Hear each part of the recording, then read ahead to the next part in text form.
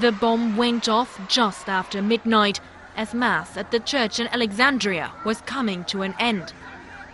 An attack that has sparked outrage among Coptic Christians in Egypt. Every year something happens, and we're not guaranteed any rights.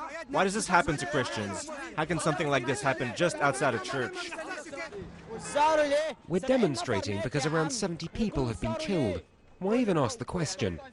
All we want is for the government to respect our rights instead of oppressing us. Copts clashed with police the day following the attack. 45 officers were reported wounded. This comes amid rising tensions in Egypt, with Copts facing increasing alienation and discrimination. Une montée en puissance des frères musulmans. The growing influence of the Muslim Brotherhood in the country also means a growing Islamic sentiment. For example, Egyptian laws draw on Sharia principles.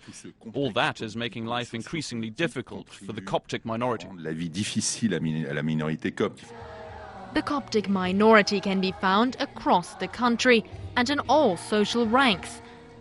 But they are underrepresented in parliament and say they are excluded from jobs in sectors such as law, education and police. They are discriminated against more and more, especially when in government positions.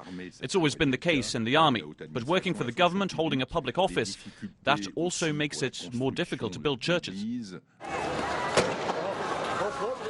So difficult, in fact, that Copts clashed with police in November, killing 2 demonstrators after authorities halted construction of a church in Cairo.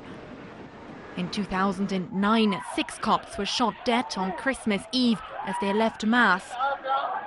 The verdict for the trial of the alleged shooters will be handed down on January 16th.